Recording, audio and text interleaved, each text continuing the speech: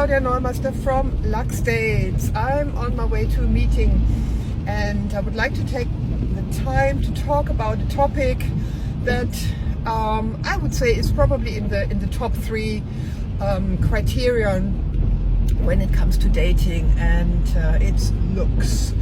So let's talk about it. When it comes to looks, I start with the and I need to put on my sunglasses. I start with the scientific approach, and the scientific approach says that bad looks, normal looks, and very good looks in a population follow the bell curve. And you may remember the bell curve from your mathematics class in high school. It basically says you have a flat end of the curve, that's the bottom left, that's flat. Then you have the big hump, and then the curve flattens out again on the right hand side. So the bottom 5%, people who are considered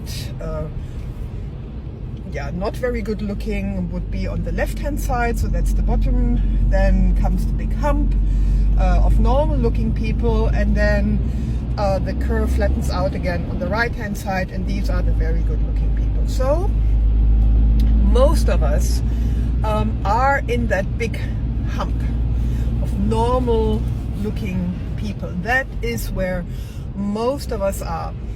And science says that in general people have a good idea about how they look, and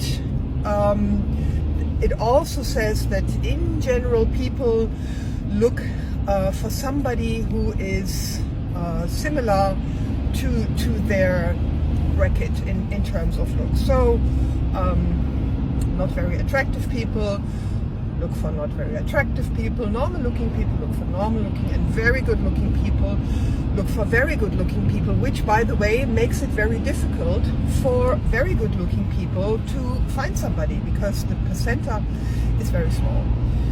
So bear in mind about 85 to 90% of us are in that big hump somewhere there. And what I see a lot is that people ridicule other people because of their looks, or they turn them down because they're not good looking enough, and they consider themselves better looking than the other person, and they talk about their market value. Their market value, perceived market value, is so high, and the other person is not doesn't play in their league, etc.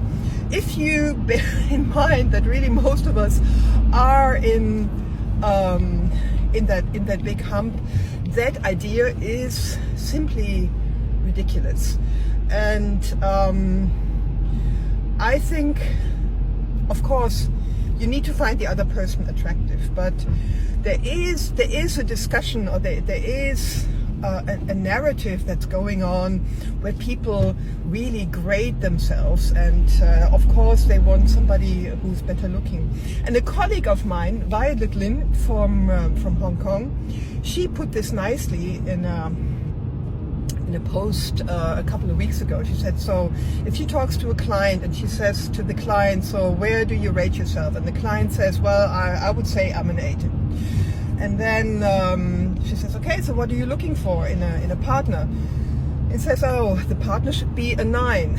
And then she says, so what do you think this person is looking for?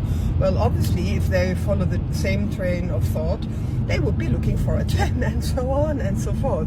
So you're seeing it goes, it gets ridiculous.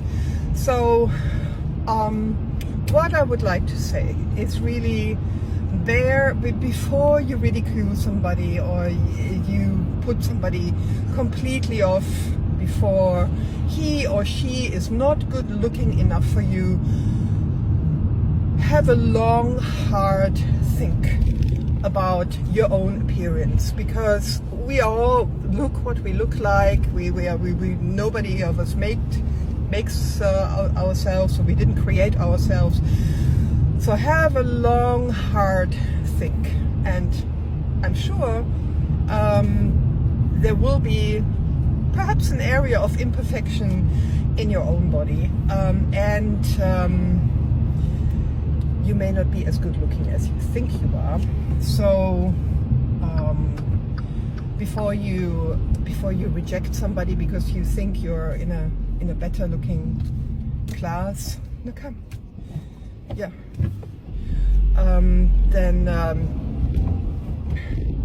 before you reject somebody because you think you're in a different league, that may not be entirely true.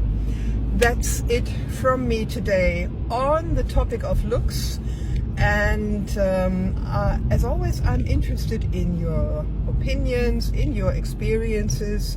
Subscribe to the channel, leave me a like, and I'm looking forward to hearing from you. Bye bye.